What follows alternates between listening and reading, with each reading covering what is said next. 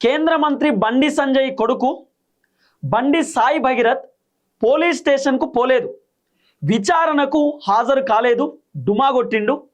మరి బండి సంజయ్ కొడుకు ఎక్కడున్నాడు? ఏడ వారిపోయిండు? ఏడ తిరుగుతున్నాడు? బండి సంజయ్ కొడుకు ఆచూకీ తెలిస్తే 100కు ఫోన్ చేయమని చెప్పి పబ్లిక్ చెప్తున్నటువంటి మాట.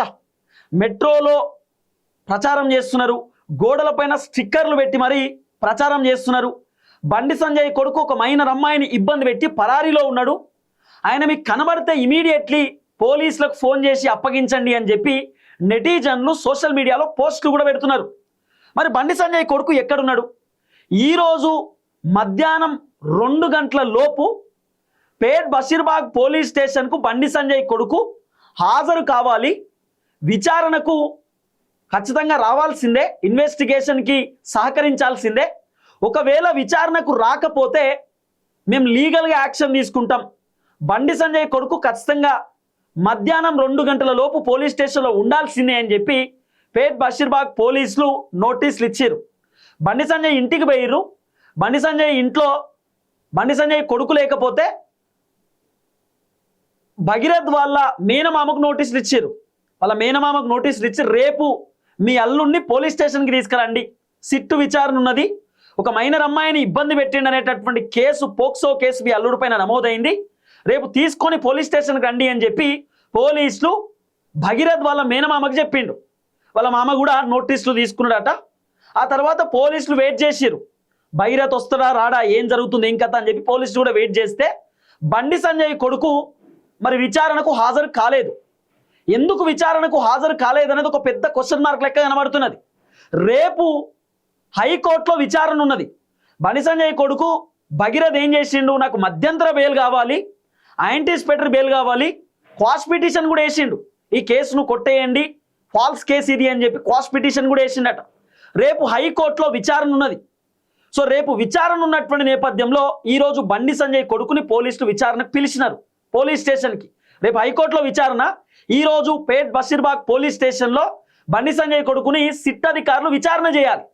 మీరు ఎట్లా కలిసిరు, ఎక్కడ కలిసిరు, ఎటు పోయినరు, ఎందుకు బయట తిరిగినారు, ఈ మైనర్ అమ్మాయితో ఎట్లా పరిచయం ఏర్పడ్డది, ఆ అమ్మాయి వాళ్ళ కుటుంబ సభ్యులతో మీకు పరిచయం ఎట్లా ఏర్పడ్డది, అంత క్లోజ్నెస్ ఎట్లా ఉన్నారు, ఆ అమ్మాయిని మీరు నిజంగా ఇబ్బంది పెట్టిరా లేదా, ఆ అమ్మాయికి మీరు కూల్ డ్రింక్లో ఆల్కహాల్ కలిపి అత్యాచారం చేసిరా లేదా, మీరు ఆ అమ్మాయిని ఎక్కడికెక్కడికి తీసుకోపోయారు, ఏం కథ, ఇవన్నీ వివరాలు కూడా ఈరోజు పోలీసులు అడిగి తెలుసుకునేటటువంటి కార్యక్రమం చేస్తుండే.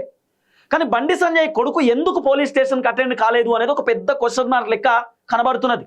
ఇప్పుడు బండి సంజయ్ వాళ్ళ కొడుకు పరారిలో ఉన్నాడు, కనబడతలేడు అని చెప్పి రకరకాలుగా వినబడుతున్నటువంటి ఒక చర్చ. మరి నిన్న హైకోర్టుకి ఎట్లా పోయిండు? హైకోర్టులో బండి సంజయ్ కొడుకు బెయిల్ పిటిషన్ దాఖలు చేసిన, మధ్యంతర బెయిల్ పిటిషన్ దాఖలు చేసిరు, కోర్టుని ఆశ్రయించారు. ఆ బెయిల్ పిటిషన్ దాఖలు చేసేటటువంటి అంశంలో ఏముందట అంటే, నేను ఎక్కడికి పారిపోలేదు, నేను హైదరాబాద్లోనే ఉన్నా అని చెప్పి బండి సంజయ్ కొడుకు చెప్పిండట. మరి హైదరాబాద్లో ఉన్నటువంటి బండి సంజయ్ కొడుకు, ఒక కేంద్ర మంత్రి కొడుకు పోలీస్ స్టేషన్కి ఎందుకు పోలేదు? పోలీస్ స్టేషన్ పోయి విచారణకు ఎందుకు హాజరు కాలేదు? ఎందుకు ఇన్వెస్టిగేషన్కి సహకరించట్లేదు? ఇంత భయం ఎందుకు? ఒక చర్చ వినబడుతుందంటే బండి సంజయ్ కొడుకు ఇప్పుడు గనక పేట్ బషీర్బాగ్ పోలీస్ స్టేషన్కి విచారణకు పోతే పోలీసులు ఖచ్చితంగా అరెస్ట్ చేస్తారనేటటువంటి భయం బండి సంజయ్ కొడుకు పట్టుకుందట. ఎందుకంటే ఇప్పుడు నిన్న కొన్ని సెక్షన్లను ఆల్టర్ చేసిరు, కొన్ని సెక్షన్లను ఇంకా పెంచిర్రు, కొన్ని సెక్షన్లను ఎక్కువ శిక్ష పడేటటువంటి సెక్షన్లు వేసిరు. కాబట్టి సెక్షన్లు కూడా కొంత మార్చిర్రు, మార్పులు చేర్పులు చేసిరు, సెక్షన్లు కూడా కొంత పెంచిర్రు, ఆల్టర్ చేసిరు సెక్షన్లు. కాబట్టి ఈ సెక్షన్లు చూస్తుంటే ఖచ్చితంగా కఠినమైన శిక్ష పడే అవకాశం ఉంది, లేకపోతే అరెస్ట్ చేస్తారేమో, లేకపోతే ఇబ్బంది పెడతారేమో అనేటటువంటి ఆలోచనతోటి, జైల్లో పెడతారేమో అనేటటువంటి ఆలోచనతోటి బండి సంజయ్ కొడుకు పోలీస్ స్టేషన్కి పోలేదా? ఎందుకు పోలేదు? కారణం ఏంది? ఎందుకు భయపడ్డాడు బండి సంజయ్ కొడుకు? భయపడడానికి గల రీజన్ ఏంది? ఇప్పుడు బండి సంజయ్ కొడుకు ఆయన చెప్తున్న మాట ఏంది? ఇప్పుడు ఆ అమ్మాయి మైనర్ కాదు, మేజర్ ఆమె. 2021లో ఆ అమ్మాయి డ్రైవింగ్ చేస్తూ ఒక పర్సన్ని గుద్దితే పోలీసులు అమ్మాయి పైన కేసు పెట్టిర్రు, వాళ్ళ నాన్న వచ్చి ఫైన్ కట్టిండు, వాళ్ళ నాన్న వచ్చిన తర్వాత వెహికల్ ఇచ్చిర్రు, ఆ అమ్మాయి పైన కేసు పెట్టినప్పుడు అమ్మాయి 9th క్లాస్, 15 years ఉన్నప్పుడు 9th క్లాస్ అని చెప్తున్నారు. సో అమ్మాయికి సంబంధించినటువంటి డేట్ ఆఫ్ బర్త్ సర్టిఫికేట్లు చూస్తుంటే, ఒకటి హైదరాబాద్లో మున్సిపల్ వాళ్ళు ఇచ్చినటువంటి సర్టిఫికేట్లోనేమో 2008 ఉన్నది డేట్ ఆఫ్ బర్త్. 2008 అమ్మాయి అయినా కూడా ఆ అమ్మాయి మైనర్ కిందకే వస్తుంది. ఆగస్ట్లో ఆ అమ్మాయి పుట్టిందట, ఆగస్ట్లో. మరి ఈ ఇయర్కి 2026కి ఆ అమ్మాయి మేజరే, కానీ ఆ అమ్మాయి ఆగస్ట్ వస్తేనే మేజర్ అవుతుంది, 18 పడతాయి. ఆ అమ్మాయి స్టిల్ నౌ 17 ఇయర్స్. ఒకటేమో మున్సిపాల్కి సంబంధించిన మున్సిపల్ వాళ్ళు ఇచ్చినటువంటి డేట్ ఆఫ్ బర్త్ సర్టిఫికేట్ ఒకటి ఉన్నది. ఒకటి నిర్మల్లో, వాళ్ళ సొంత గ్రామం నిర్మల్లో బర్త్ సర్టిఫికేట్ గవర్నమెంట్ ఇచ్చినారు. ఆ బర్త్ సర్టిఫికేట్లో 2010 ఉన్నది. 2010 అంటే మరి ఈ ఇయర్కి 16 ఇయర్స్. సో ఎట్లా చూసినా ఆ అమ్మాయి మైనర్. సో అమ్మాయి మేజర్ అని చెప్పి ప్రచారం చేసుకునే కార్యక్రమం చేస్తారు. ఆ అమ్మాయి మైనరా మేజరా థరో ఎంక్వైరీ జరగాలి, ఆ అమ్మాయి మేజర్ అని నాకు చాలాసార్లు చెప్పింది అని చెప్పి ఇట్లా రకరకాలుగా భగీరథ్ కొన్ని అనుమానాలు క్రియేట్ చేసేటటువంటి విధంగా ఆయన వ్యవహరిస్తున్నాడు. అలాగే కొన్ని మీడియా ఛానల్స్లో కూడా, కొన్ని పేపర్లో కూడా ఆ అమ్మాయి మైనర్ కాదు మేజర్ అంటూ కూడా రకరకాలుగా మాట్లాడే కార్యక్రమం చేస్తారు. అలాగే సోషల్ మీడియాలో మైనర్ అమ్మాయికి సంబంధించినటువంటి వీడియోలు, ఫోటోలు సోషల్ మీడియాలో వైరల్ చేస్తారు. ఆ అమ్మాయి పర్మిషన్ లేకుండా ఆ అమ్మాయిని రకరకాలుగా ఇబ్బంది పెడుతురు. ఆ అమ్మాయి క్యారెక్టర్ దెబ్బతీసేటటువంటి విధంగా సోషల్ మీడియాలో పోస్టులు పెడుతురు. ఒక మైనర్ అమ్మాయి, ఆ మైనర్ అమ్మాయి ఫేస్కు మాస్క్ కూడా పెడతలేరు, డైరెక్ట్ ఫోటోలు వీడియోలు పెట్టేస్తున్నారు. ఎంత ఘోరం! ఎవరెవరైతే ఆ మైనర్ అమ్మాయి ఫోటోలు వీడియోలు సోషల్ మీడియాలో పెడుతున్నారో, ఎవరెవరైతే ఇన్స్టాగ్రామ్లో, యూట్యూబ్లలో, వాట్సాప్ స్టేటస్లలో, వాట్సాప్ గ్రూప్లలో ఆ అమ్మాయి మైనర్ అమ్మాయికి సంబంధించినటువంటి ఫోటోలను వీడియోలను సర్క్యులేట్ చేస్తురో వాళ్ళందరి పైన కూడా పోలీసులు కేసులు బుక్ చేయడానికి రెడీగా ఉన్నారు.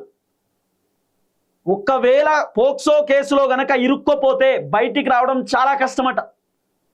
ఎందుకంటే ఆ అమ్మాయి మైనర్.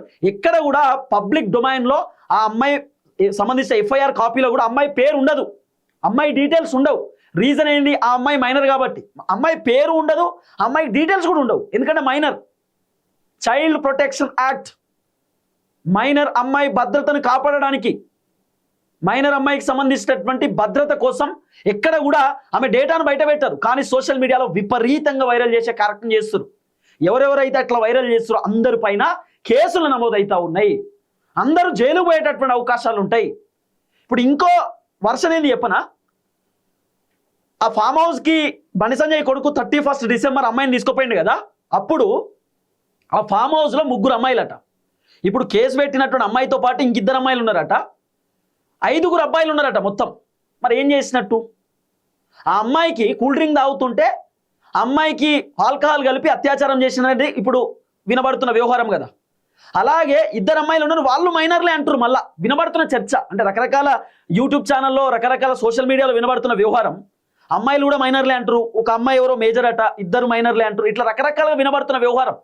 అసలు ఏం జరుగుతున్నది? ఇంకోటి, బండి సంజయ్ కొడుకుతోటి ఒక అమ్మాయి సెల్ఫీ ఫోటో దిగింది కదా, ఆ సెల్ఫీ ఫోటోలో అమ్మాయికి బండి సంజయ్ కొడుకు ముద్దు పెడుతున్నాడు. ఆ ఫోటోలో ఉన్న అమ్మాయి ఇప్పుడు కేసు పెట్టినటువంటి మైనర్ అమ్మాయి, ఇద్దరు ఒకటి కాదు, వేరే వేరే, డిఫరెంట్. అంటే ఏందన్నట్టు? చాలా విచిత్రమైన అంశాలు తెరపైకి వస్తున్నాయి.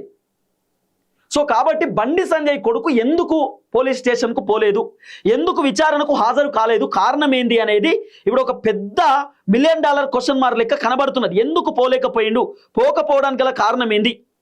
ఇగో విచారణకు హాజరు కానీ పోక్సో కేసు నిందితుడు బండి భగీరథ్ నోటీసులు ఇచ్చి ఈరోజు పేట్ బషీర్బాగ్ పోలీస్ స్టేషన్ వద్దకు విచారణకు రావాలని చెప్పిన పోలీసులు, దారుణమైన విషయం ఏంటంటే పోలీస్ స్టేషన్లో విచారణ అధికారి రితిరాజ్ సహా అసలు విచారణ అధికారులే లేకపోవడం అట.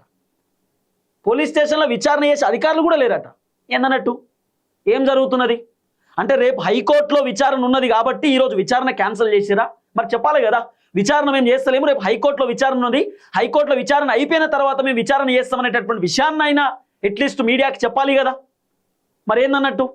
బండి సంజయ్ కొడుకు రావట్లేదని ముందే మీకు ఇన్ఫర్మేషన్ వచ్చి సైలెన్స్ అయిపోయారా పోలీసులు? లేకపోతే పోలీసులే బండి సంజయ్ కొడుకుని ఏమైనా కాపాడే ప్రయత్నం చేస్తురా?